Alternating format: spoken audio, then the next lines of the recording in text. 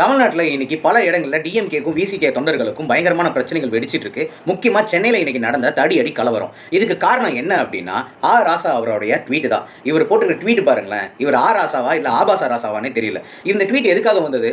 இவங்க கட்சி கூட்டணியில இருந்த கட்சிகளான விசிகே, ஐயுஎம்எல் போன்ற கட்சிகள் அங்கிருந்து விலகி வந்து தாவேக்கால சேர்ந்ததுக்கு அப்புறம் அவங்களுக்கு மினிஸ்ட்ரியில அளவுக்கு வந்துட்டு ஒரு பொறுப்பு கிடைச்சிருக்கு. இதுக்கு வந்துட்டு வயத்தெரிச்சல்ல வந்துட்டு அவங்க போட்டிருக்காங்க.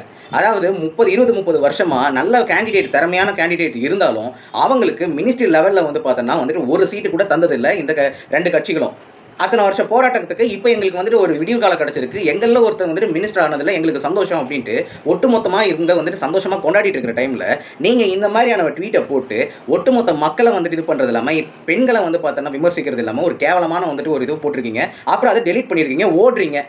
சரி, நீங்கள் படம்லாம் எடுக்கிறீங்களே, மாமன்னன் ஒரு படம், அதில் எப்படி உட்கார்ல சேரில் வந்துட்டு சரிசமமாக உட்கார வைக்கிறது பிடிக்காது அப்படின்னு அந்த மனநிலையே உங்களுக்கு தானே இருக்குது. அவன் விசிகாரங்க வந்து பார்த்தோன்னா உங்களுக்கு இத்தனை வருஷமாக நின்றுட்டே வந்துட்டு இருக்கணுமா? ஐயோ சாமி, நீங்கள் உட்கார இடத்துல தள்ளி இருந்திருக்கணுமா? ஏன் உங்களுக்கு நேராக உட்காரக்கூடாது? எம்எல்ஏனா எம்எல்ஏ மட்டும்தான், 2 சீட்டு 3 சீட்டு மட்டும்தான். என் மினிஸ்டர் லெவலில் அவன் உட்காந்தா உங்களுக்கு ஈக்குவலாக உட்காந்தான் அப்படின்னா உங்களுக்கு அப்படியே கபன்னு எரியுதில்ல.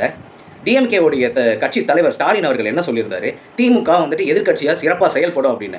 இதுதான் அவங்க சிறப்பானதா? ஏன் இப்படி வந்து ஒரு ட்வீட்டை வந்து போட்டு பல இடங்களில் வந்துட்டு பிரச்சனை கிரியேட் பண்ணுறதுக்கு அவங்களுக்கு வந்துட்டு கண்டனம் தெரிவித்து ஏதாவது வந்துட்டு ஒரு அறிக்கை, ஒரு சாரி அறிக்கை ஏதாவது ஒன்று வந்துட்டு விட்டுருக்கலாம்ல உங்கள் சைடில். இன்னைக்கு இப்படி ஒரு பிரச்சனை நடந்துகிட்டு இருக்கு. கடைசி 3 நாளாக பிரச்சனை தான் நடந்துகிட்டு இருக்கு. அதுக்கு உங்கள் சைடில் இருந்து நீங்கள் என்ன தெளிவான விஷயங்கள் வந்து நீங்கள் கொடுத்தீங்க? இதில் வந்துட்டு பேச்சு வேறு. ஐயோ.